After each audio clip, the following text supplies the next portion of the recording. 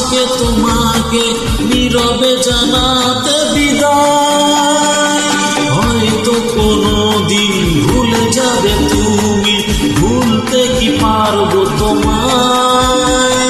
তাই তো এসেছি আজকে তোমাকে নীরবে জানাতে বিদায়। এমনি করে চলে জীবনে মরণে যাওয়া আসা।